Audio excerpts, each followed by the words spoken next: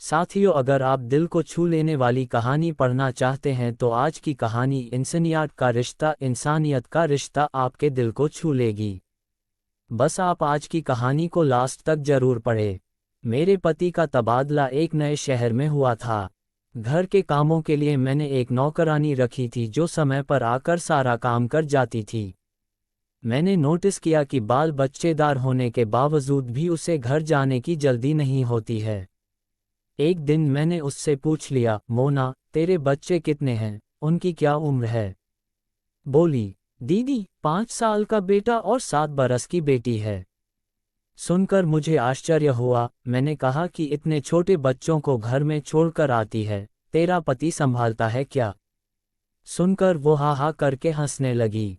बोली, दीदी, मेरा आदमी तो मिस्त्री का काम करता है, बच्चों को तो मम्मी जी के यहाँ छोड़कर आती हूँ और वापसी में लौटते वक्त उन्हें घर ले जाती हूँ। मम्मी जी? मैंने आश्चर्य से पूछा कि ये मम्मी जी कौन हैं? तुम्हारे बच्चों को रखने के लिए कितने पैसे लेती हैं? दीदी, नाम तो नहीं जानती, सभी उन्हें मम्मी जी ही कहते हैं, लेकिन हमें उन्हें कुछ भी नहीं देना पड़ता है। हंसते हुए बोली तो मेरी उत्सुकता बढ़ती गई। मैंने कुछ और प्रश्न उससे पूछे, उसने जवाब भी दिए, लेकिन मैं संतुष्ट नहीं हुई और एक दिन मैं उसकी मम्मी जी से मिलने चली गई। रंग बिरंगे फूलों से सजे बाग में नन्हे मुन्नों को खेलते देखकर मेरा मन पुलकित हो उठा। रागिनी एक बच्चे की तरफ इशारा करते हुए बोली, वो रहा मेरा बेटा।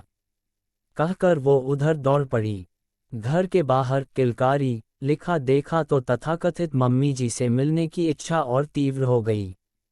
मैंने दरवाजे पर हल्के से दस्तक देते हुए पूछा, कोई है? तो भीतर से ही एक संभ्रांत महिला ने कहा, आती हूँ, कृपया आप बैठ जाइए। मैं बैठकर सामने दीवार पर लगे रंग बिरंगे चित्रों, फूलों और फल सब्जियों के पोस्टरों को देख ही रही थी कि गुलाबी रंग का सूट पहने महिला को देखकर मेरे मुंह से निकल पड़ा, सोनम आंटी, आप? अरे सुरभि, तुम यहाँ कैसे? मुस्कुराते हुए उन्होंने मुझे गले से लगा लिया। सुरभि आंटी मेरे पड़ोस में रहती थीं। छुट्टियों में मैं जब भी घर आती तो उनके साथ बहुत बातें करती थीं। उम्र का अंतर होने के बावजूद हमारे बीच एक गहरा रिश्ता बन गया था। मेरा सुरभि नाम उन्होंने ही रखा था। उनके 3 बरस के बेटे को परेशान करने में मुझे बहुत मज़ा आता था और तब वे कहती थीं कि बड़ा होकर रवि, उनका बेटा, तेरे बच्चों पर अपनी भड़ास निकालेगा। मैं हॉस्टल में ही थी। तभी मम्मी ने पत्र लिखा कि अंकल का तबादला हो गया है और तेरी सोनम आंटी सपरिवार यहाँ से चली गई हैं। इतने सालों बाद आज अचानक उन्हें देखकर मैं चकित थी और खुश भी। मैंने उन्हें अपने बारे में बताया, फिर उनसे पूछा कि अंकल जी कैसे हैं? रवि तो अब बहुत बड़ा हो गया होगा, क्या कर रहा है, वगैरह वगैरह। उन्होंने कहा, पीछे देख। मैंने मुड़कर देखा तो दंग रह गई। दीवार पर एक बड़े से फ्रेम में अंकल के साथ रवि की तस्वीर टंगी थी जिस पर फूलों का हार था। हे भगवान, ये सब कैसे? हम लोगों को नई जगह रास नहीं आई। सुरभि अपने आंसुओं को रोकने का प्रयास करती हुई वे बोलीं। क्या मतलब? मैंने पूछा। तब आरती बताने लगी, तेरे अंकल का तबादला एक कस्बे में हुआ था जहां सुविधाएं कम और समस्याएं अधिक थीं। रवि बीमार रहने लगा। डॉक्टर के बहुत चक्कर लगाए लेकिन बीमारी समझ नहीं आ रही थी। फिर हम यहाँ आ गए। तब डॉक्टर ने हमें लखनऊ जाने की सलाह दी। वहां जाने पर पता चला कि रवि के दिल में छेद है जो अब कोई दवा कोई दुआ काम नहीं आई। सुरभि हंसता बोलता रवि छोटी सी उम्र में ही मेरा हाथ छोड़कर चला गया। आरती फूट फूट कर रोने लगी, जैसे बरसों का गुबार आज निकल रहा हो। मैंने उन्हें पानी पिलाया तो उन्हें अच्छा लगा। फिर बोली, कई महीनों तक हम एक दूसरे को दिलासा देते रहे, लेकिन कब तक? मेरा खालीपन बीमारी का रूप धारण करने लगी। तब हमने एक बच्चा गोद लेने का निश्चय किया और उसी कार्य के लिए घर से निकले ही थे कि रास्ते में एक महिला को अपनी पीठ पर बच्चे को बांधकर सड़क पर झाड़ू लगाते देखा तो मैं रुक गई।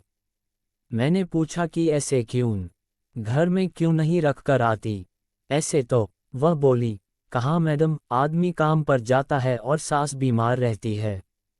बड़ा मेम साहब लोग तो कौन सा केयर वेयर में रख देता है, हम गरीब कहाँ।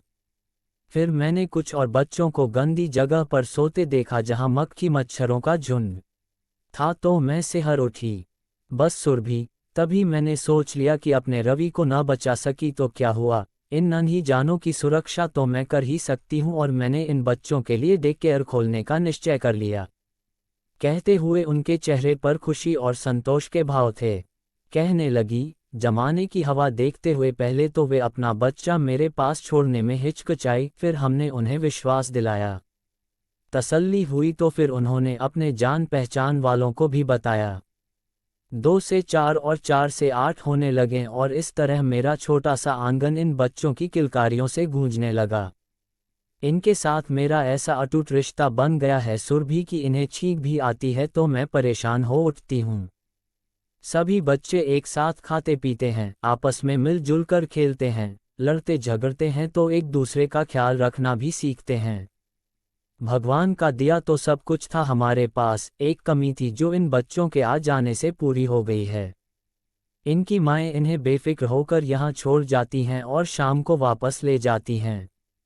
और अंकल जी, मैंने पूछा तो बोली, सब ठीक ही चल रहा था सुरभि। एक दिन बोले कि सोनम, रिटायर होने के बाद मैं भी तुम्हारे बच्चों के बीच एक बच्चा बन जाऊंगा।